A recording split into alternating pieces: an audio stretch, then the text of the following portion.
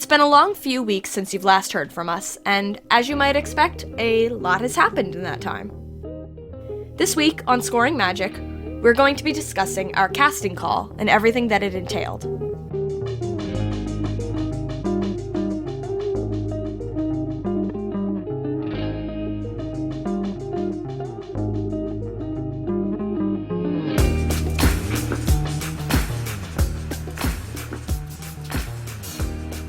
To get us started, let's do some housekeeping. Will, Katie, and I had a great time at Podcast Movement in Orlando earlier this month, and we learned a lot. If you want to hear more about our specific experiences and what we took away from it, we've released some special audio on our Patreon at patreon.com/hughousepodz. And there will be a link in the show notes so you can go look at that later. While we were all in one place in Orlando, we took a company field trip to the bank. I know. Sounds fun, right? Bank, woo! To open a business bank account. And we also went to Wawa because there aren't Wawas in Arizona or Maryland, and I needed my Wawa fix as a Jersey person, so we had to go. We also have business cards on hand for Scoring Magic, Valence, and Hug House Productions, and as of this episode, have written 8 scripts for Valence. On one of the nights after Podcast Movement's events ended, and I won't tell you which night in case it reveals who we were with, we went out for dinner with our cast members that were also attending the conference. It was an absolute blast, and we are so happy and honored to be working with so many wonderful people. We went to the Edison in Disney Springs, where we had expensive steampunk cocktails and ridiculous cheese fries, and told the cast a bunch of spoilers. Trust me, we needed those cocktails. And also, we needed the cocktails we got afterwards at a different bar with everyone.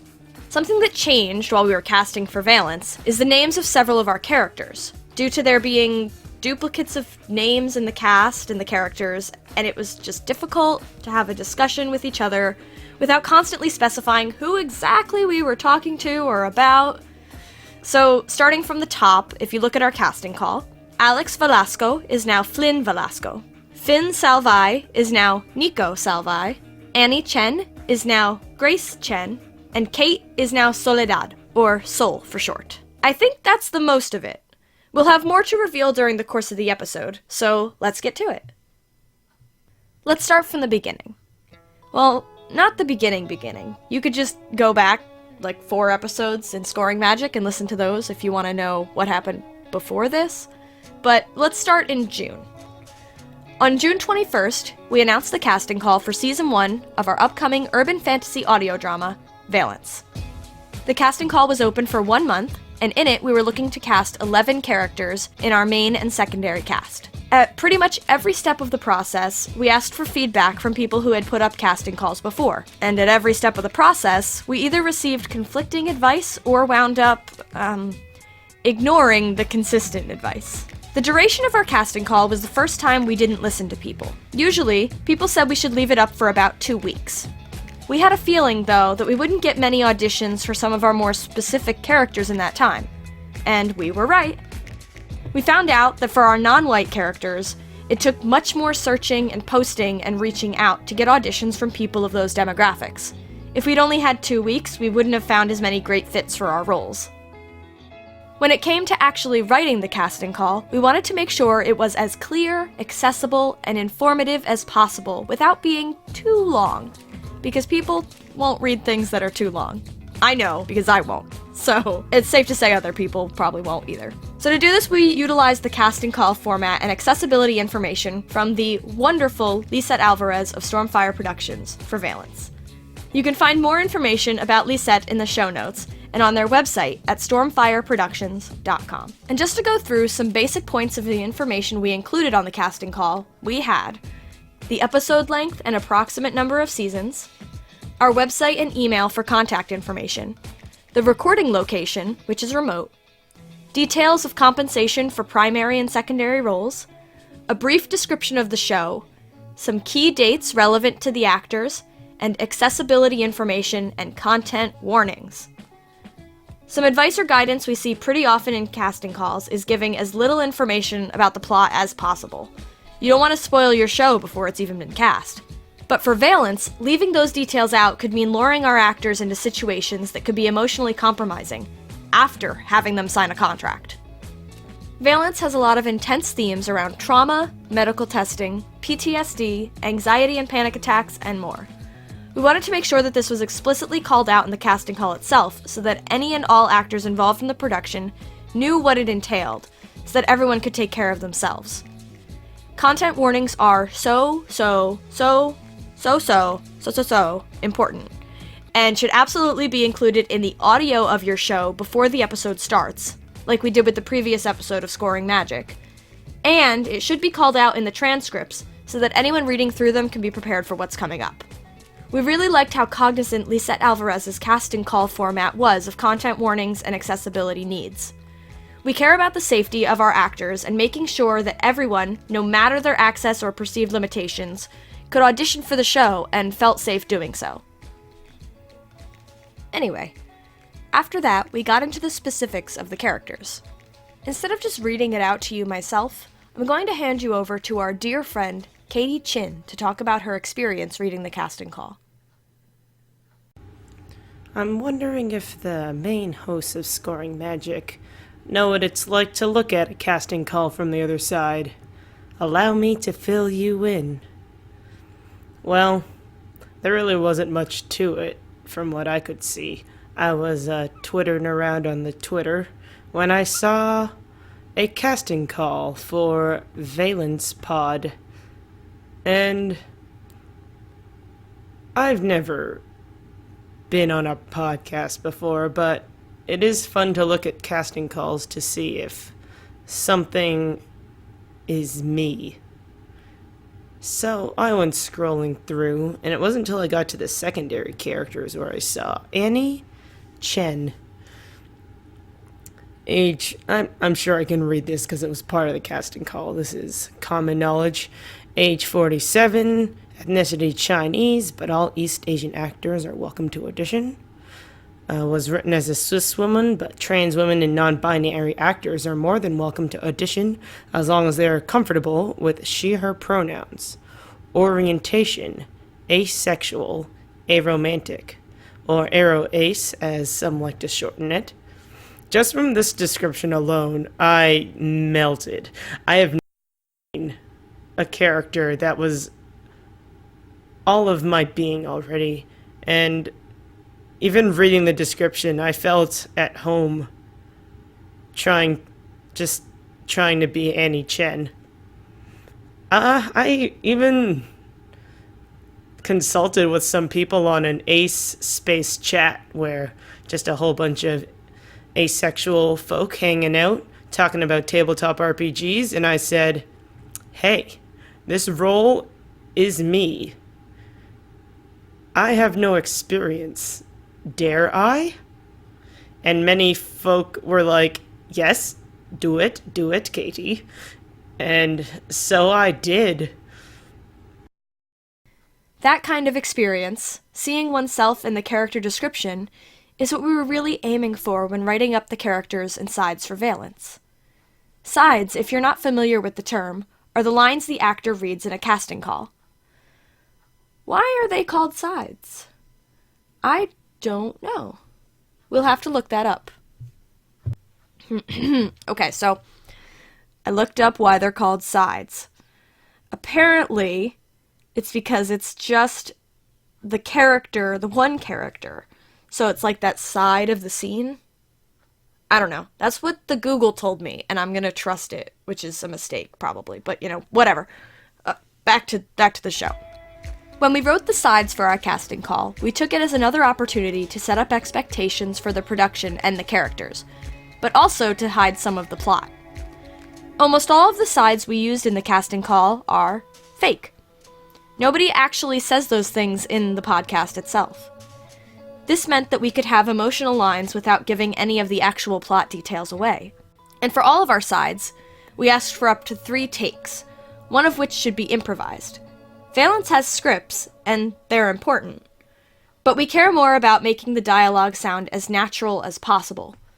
This wound up being a key for us when we actually made our casting decisions, but we'll tell you more about that in the next episode. Some of the advice we got for sides was to make sure that they had no direction written into them.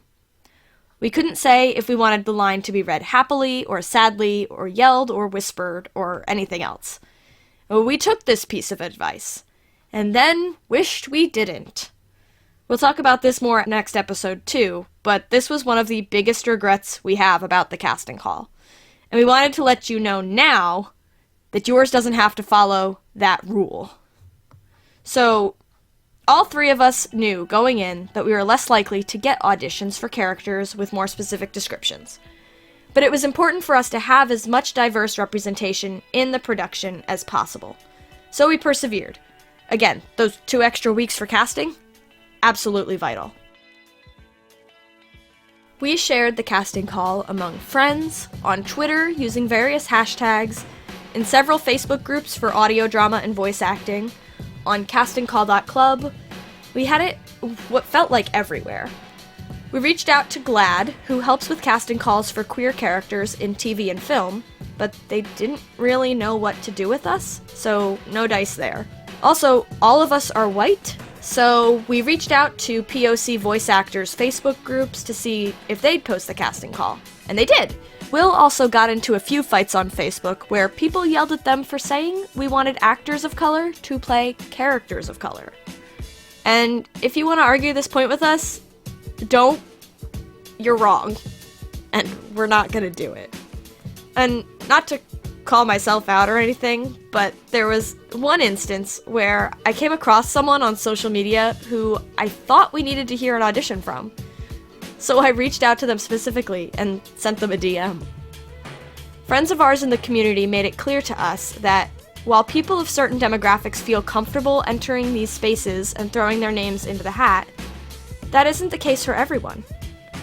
There are times you'll need to advertise to the exact demographics you want.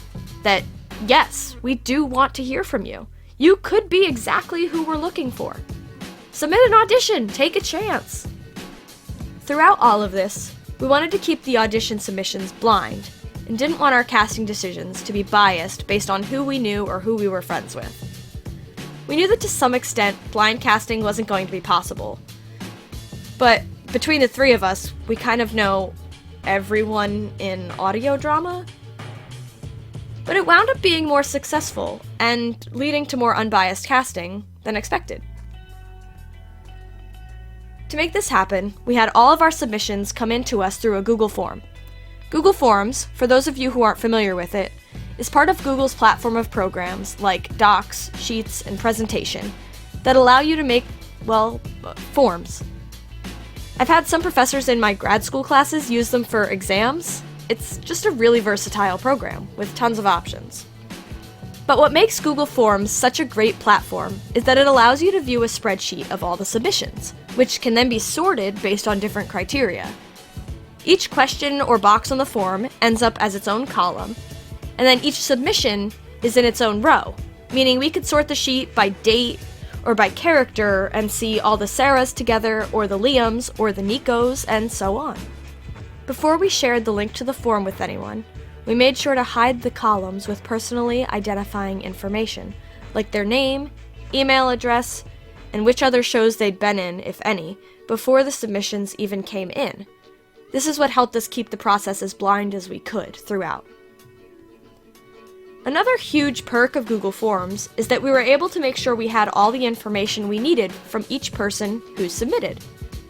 We asked for gender identity and pronouns so we could accurately speak about each person submitting. We asked for them to confirm that they meet the demographics of the character or characters they auditioned for, and whether they would consent to signing an NDA if cast. This also means that we have it on record that everyone who submitted a form agreed that they understood we'd only be casting people of color for characters of color, trans people for trans characters, non-binary people for non-binary characters. You get the gist, right? With that being said, we'd like to give a very sarcastic shout out to all of the white men who still auditioned for our trans Latino. The form mentioned content warnings again, confirmed scheduling time, and collected any other pertinent accessibility information that might be needed. It's a lot of information, yes, but it was important to us that we weren't trying to track it down from people after the fact, and ultimately made casting 1,000 times easier than we were expecting. And making things easier on ourselves was great, because we got over 300 submissions across the 11 characters. We were lucky enough to get amazing submissions for every character, and we found our cast within a week of the casting call closing. Our cast is so good. We've had just over a month now to get to know them, and every day we're finding out just how closely they all fit their characters. It's honestly a little creepy sometimes, just how many parallels there are. But it's also amazing how quickly they've all come to really understand the characters that they're playing. This was our first casting call, and even though it wasn't perfect, we're really proud of how we did and how it went. Not only did it help us find our perfect cast, it also helped us to remember one of the most important lessons in creative endeavors like these. Sometimes the right way to do something just means the way that you think will be right for you. Valence is gonna be weird. It's gonna be an emotional, intense urban fantasy that's going to ask a lot of our actors, not just emotionally, but practically. They're going to have to be okay doing table reads and improvising and yelling at each other and acting out panic attacks. It just wouldn't be right to launch actors into all of that without some warning, and we care more about that than some minor spoilers.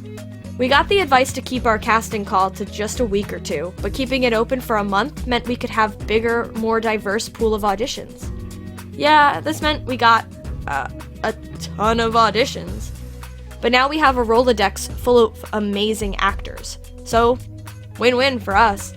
And we also got the advice to keep all direction out of our sides, to let the actors just read them how they interpreted them. This might work for some other productions, but it really didn't work for Valence. It's just another reminder that just because something is standard doesn't mean it's the right advice for your production. Even with all of this, though, deviating from advice, taking advice we shouldn't, and stressing out as we got more and more and more and more auditions, we still found our dream cast. A cast of people we couldn't be more excited to work with. And now I have some very good news. You'll soon get to find out who they all are. Our Indiegogo to fund Season 1 of Valence is now live. We have a goal of $4,000 so we can pay our sound designer and our cast, with the campaign running through September 30th. As motivation to hit our goal, we're going to be announcing our cast members as percentage goals along the way. Every 10% will tell you a new member of our cast. The link to the campaign is in our show notes. And sorry, Will, for having you put so much in there this episode. And you can go now and check out the perks we have planned, as well as other fun information about the show and what we have in store for you all. Our next episode, coming out 2 weeks from now, will touch on our casting process, including how we listened to all 300 plus submissions, and actually decided on who would be in the show. But before you leave us, I have one more surprise for you. Remember Katie Chin from earlier? Hi, I'm Katie, and I have the pleasure of playing Grace Chen for you for the Valence podcast. Can't wait for it to start, and I also can't wait for you to find out who the other crew members are. Until then, ta-ta for now.